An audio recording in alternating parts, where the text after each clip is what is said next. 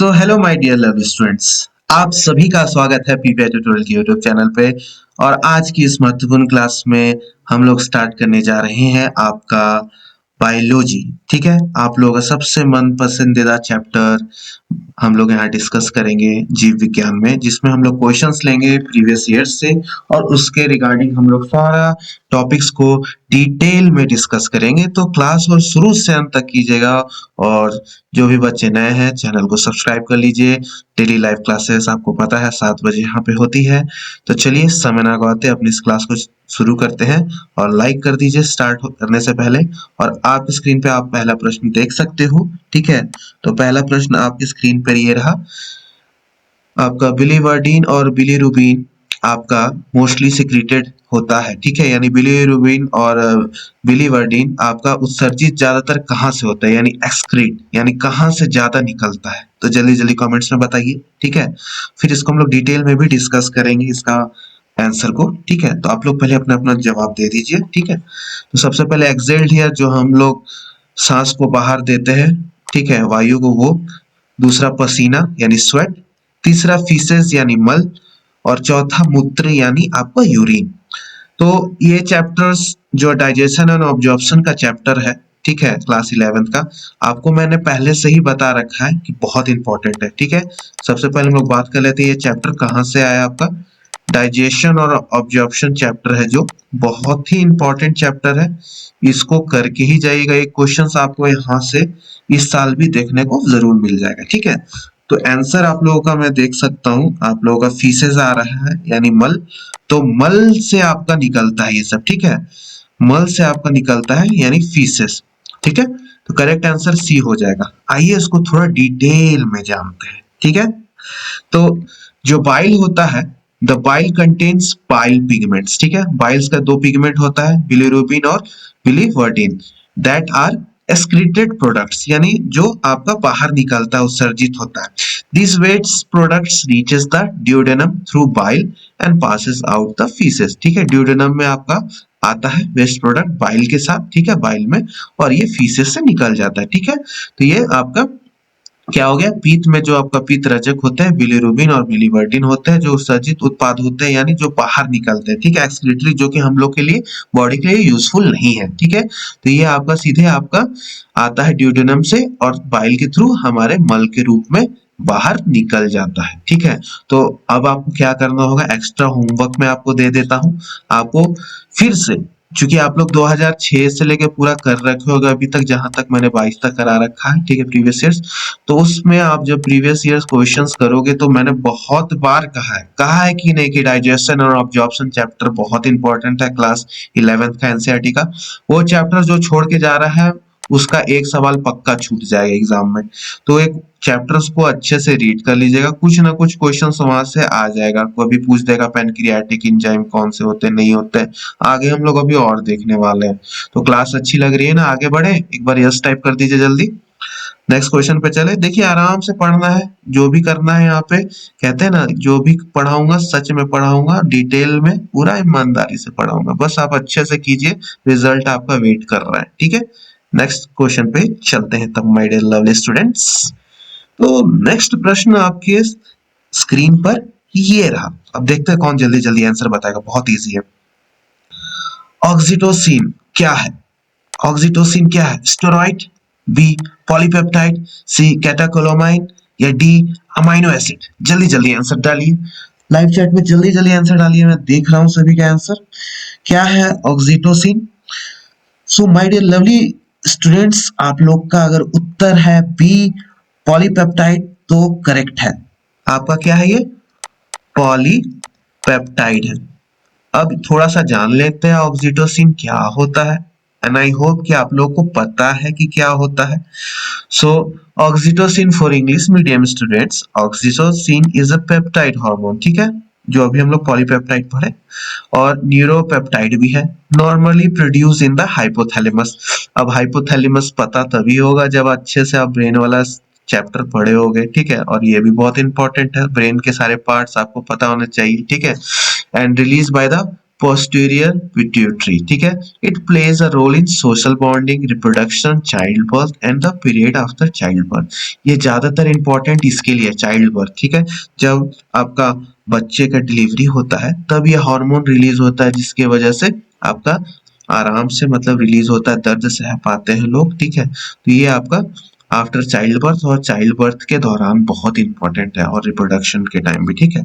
तो ऑक्सीटोसिन क्या है आपका, एक पॉलीपेप्टाइड और न्यूरोपेप्टाइड है, ठीक है।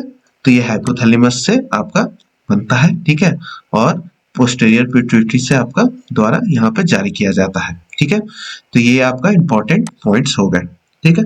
अब यहाँ से कौन से चैप्टर एनसीईआरटी का पढ़ना होगा, तो एनसीईआरटी में देखिए ये तो बेसिकली रिप्रोडक्शन चैप्टर से है, ऑक्सीटोसिन का वहीं पे क्लास 12th में हम लोग बात किए हैं, ठीक है।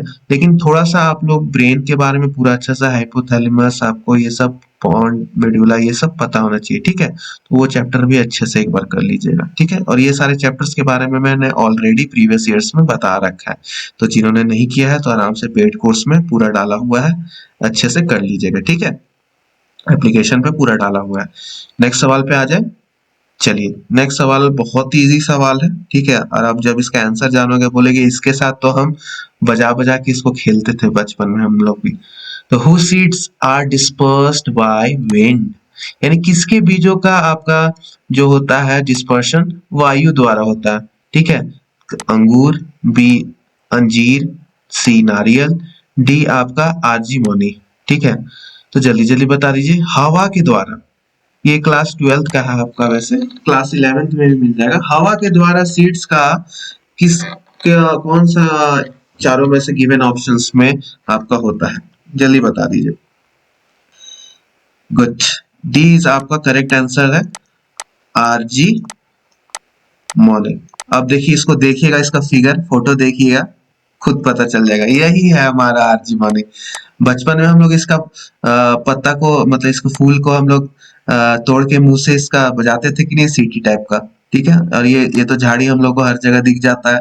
तो ये है आपका आर्जेमनी, और इसका जो सीड्स है, जो यहाँ पे सीड्स है, ये आपका विंड से आपका फैलता है, ठीक है। लेकिन बाकी सारा का भी डिस्कस कर लेते हैं कि किस प्रकार से होता है। ग्रेप्स का जो सीड है वो पास कैसे होता है, एनिमल्स उसको खाते हैं, ठीक है। जो ग्रेप्स को खाते हैं तो उनके पेट में जाता है, फिर वहां से मल के रूप में ये बीज आपका बिखर जाता है हर जगह, ठीक है। तो एनिमल वेक्टर है इसका, ठीक है। फिर उसके बाद कोकोनट पानी के द्वारा होता है, ठीक है। और एक क्या था आपका फिक्स, फिक्स भी आपका एनिमल्स उसको ईट करते हैं, और उसके मल के द्वारा फिर उसको यहाँ तहाँ कर देते हैं आपका ड्रॉप, ठीक है। तो ये तीनों का आपका ग्रेप्स, फिग, अंजीर आप लोग खाती होगी, कोकोनट, कोकोनट आपका ज्यादातर वाटर के जरिए होता है, क्योंकि ये ज्यादातर पानी के आसपास पाया जाता है, समुद्र के आपका किनारों पे पाया जाता है। तो ये आपका पूरा बह बह के समुद्र में पानी। फिक्स और ग्रैप्स आपके एनिमल्स खाते हैं, और इधर उधर मल के रूप में बीज को बिखेर देते हैं मल के से, ठीक है। और आजीमनी तो आप देख ही लिए, इसको तो हम लोग खेलते ही थे बचपन में, खेलते थे कि नहीं, यस और नो? बहुत अच्छा सिटी बजता है इससे, है कि नहीं। नेक्स्ट क्वेश्चन पे चले, मजा आ रहा है ना? तो जल्दी जल्दी लाइक कर दीजिए, ठीक है। और टेलीग्राम चैनल जरूर ज्वाइन कर लीजिएगा, जो भी बच्चे अभी तक नहीं ज्वाइन किए, वहां पे आपको डेली लाइव क्लासेस के बारे में पता चल जाता है। और जो भी बच्चे थ्योरी क्लासेस वगैरह अच्छे से डिटेल में करना चाहते हैं तो हमारे इस पेड कोर्स को ज्वाइन कर सकते हैं, नंबर आपको नीचे दिख रहा होगा, ठीक है। It was absent in the atmosphere the time of the origin of life, ये थोड़ा क्लास 12th का है आपका, ठीक है। एवोल्यूशन चैप्टर से आया है, और बहुत ही इजी प्रश्न है, और आशा करता हूं मैं कि आप सभी को पता होगा, है कि नहीं। तो जल्दी जल्दी बता दीजिएगा, जीवन के उत्पत्ति के समय वायुमंडल में यह अनुपस्थित था। O2, CH4, H2, NH3, यानी ऑक्सीजन, आपका मीथेन, हाइड्रोजन या आपका अमोनिया। कौन एब्सेंट था, क्वेश्चन अच्छा से पढ़िएगा, कौन एब्सेंट था, तो जल्दी जल्दी बता दीजिए। जल्दी जल्दी मैं कमेंट्स में देख रहा हूं, जल्दी जल्दी बता दीजिए कौन एब्सेंट था। तो जीवन की उत्पत्ति के समय वायुमंडल में O2 अनुपस्थित था, ठीक है। तो O2 एब्सेंट था, ठीक है। O2 ये आपका सही उत्तर हो गया, ठीक है, ठीक है। तो O2 gases that were present at the time of origin of life, ठीक है, वर गैसेस जो प्रेजेंट थे उस टाइम में, तो ammonia, hydrogen, nitrogen, carbon dioxide, methane ये सब प्रेजेंट थे एंड वाटर वेपर्स भी थे, बट ऑक्सीजन इसके बाद आपका फाउंड हुआ था। यहाँ तक सब था, ऑक्सीजन बाद में आया था। ठीक है, तो अर्थ पे ऑक्सीजन बाद में आया है। ठीक है, ओरिजिन टाइम नहीं था। नेक्स्ट प्रश्न में चले, एक बार यस टाइप कर दीजिए। चलिए नेक्स्ट प्रश्न में चलते हैं।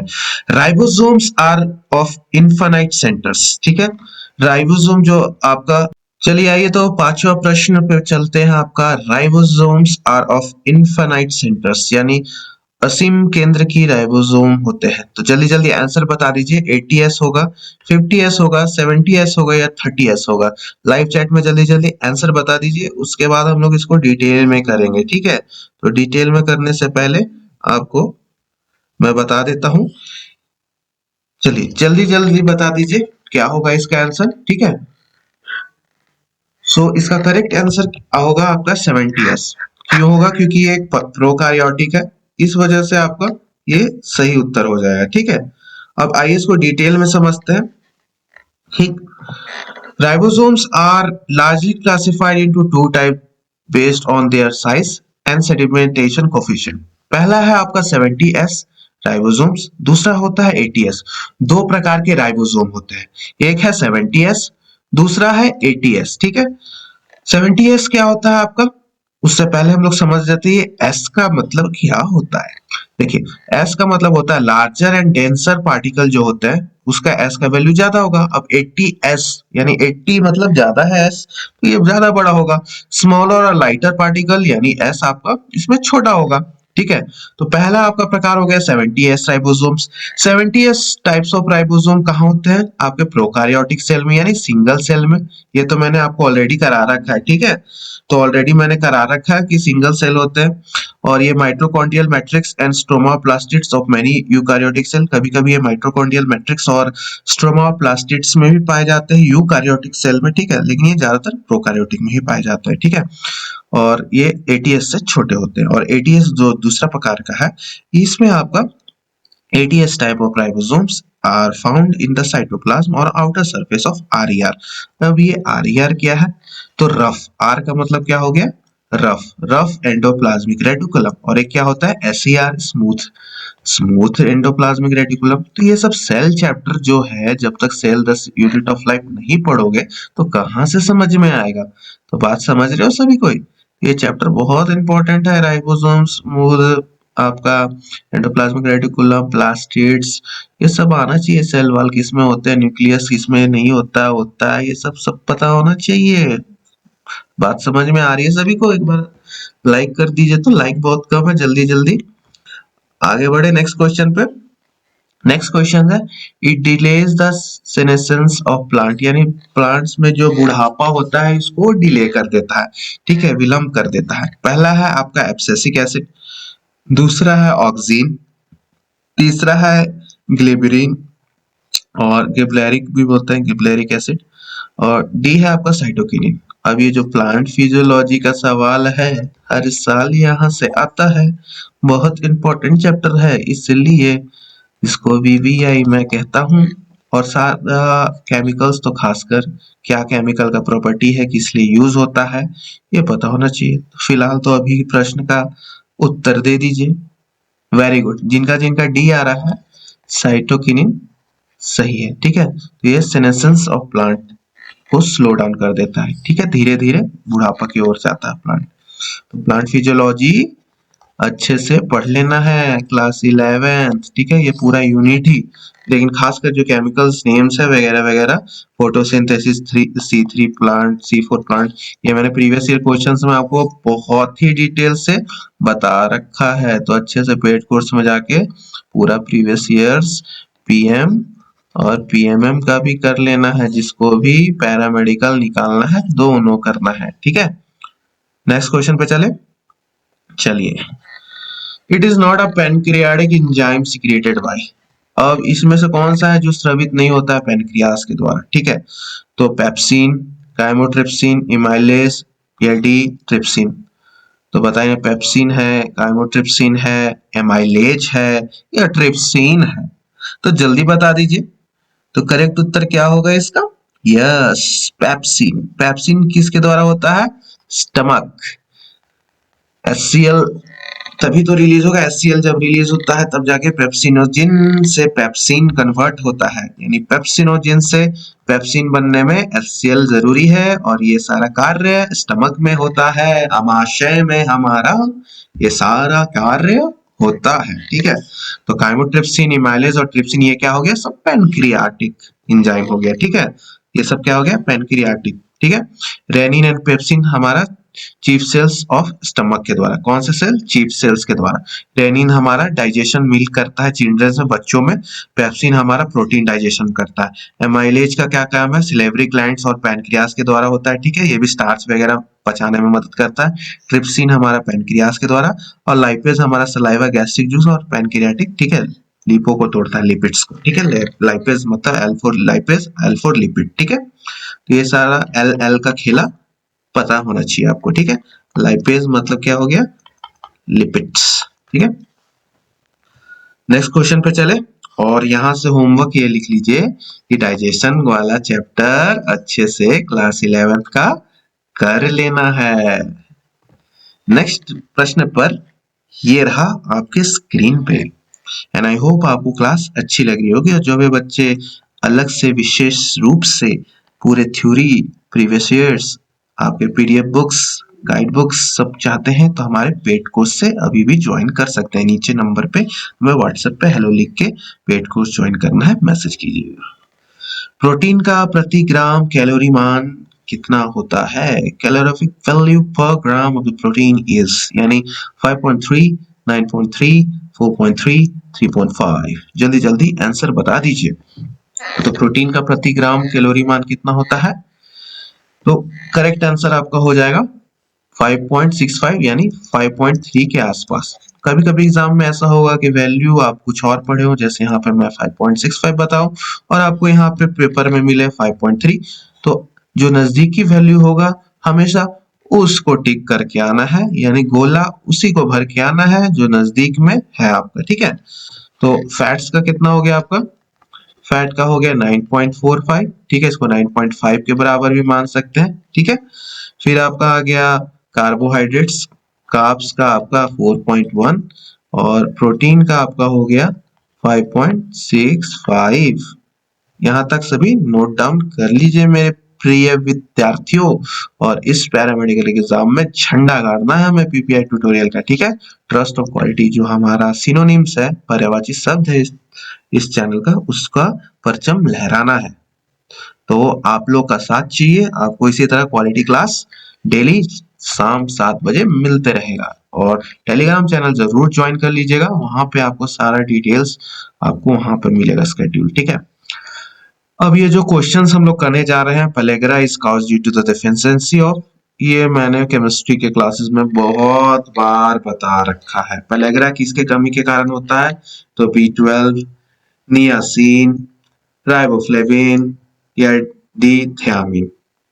तो करेक्ट उत्तर हुआ आपका, जल्दी बता दीजिए लाइव चैट में, मैं देख रहा हूं। यस, नियासिन, यानी vitamin B3। Yes, correct answer हो गया विटामिन B3। ठीक है, तो ये आपका करेक्ट आंसर हो गया। और चलिए इसको डिटेल में देख लेते हैं। ठीक है, विटामिन B3 आपका करेक्ट उत्तर हो गया, और ये चार्ट मैंने आपको ऑलरेडी बता रखा है, और एक्स्ट्रा पॉइंट में मैंने आपको इसका सबका केमिकल नेम्स भी बता रखा है। जैसे विटामिन ए से क्या होता है, जल्दी बताइए। Yes, loss of vision. Vitamin B1 से क्या होता है, बेरी बेरी, सबको पता है। बारी बारी से सब बताइए कि बेरी बेरी होगा कि नहीं। फिर विटामिन सी से स्कर्वी, विटामिन डी से रिकेट्स, कैल्शियम की कमी से बोन और टूथ में डिके होता है, आयोडीन से गोइटर, और आयरन की कमी से अनीमिया। ठीक है, और आपको बहुत सारा चीज में विटामिन छूट रखा है, तो क्लास 12th के लास्ट चैप्टर में केमिस्ट्री में आपको ये मिल जाएगा, और मैंने केमिस्ट्री थ्योरी में भी ये करा रखा है। तो इसको होमवर्क VVI, ये केमिकल नेम्स पता होना सारे विटामिन का बहुत जरूरी है। ठीक है, तो इसको स्टार मार्क कर लीजिए, जो भी स्टार करा दूं तो मतलब समझ लो दो चांद दो तारा सब इंपॉर्टेंट होता है ना, तो वो है।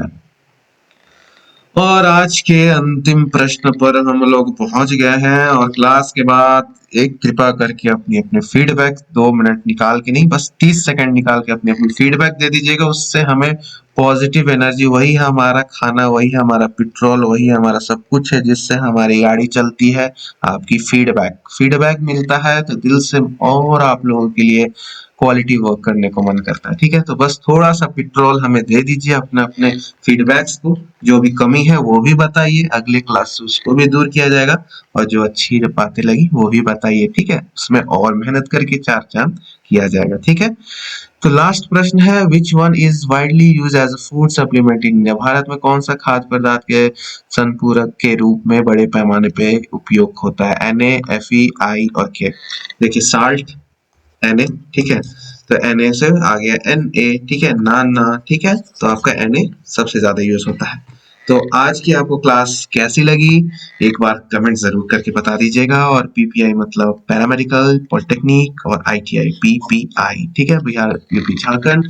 और 2022 के कट ऑफ के लिए हमारे टेलीग्राम चैनल को ज्वाइन कर लीजिए, पीपीआई ट्यूटोरियल लिख के। नेक्स्ट क्लास में मिलेंगे, आपका फीडबैक का हमें इंतजार है कमेंट सेक्शन में। तब तक के लिए bye bye, take care and keep studying, my dear lovely students, and in this coming examinations we will rock.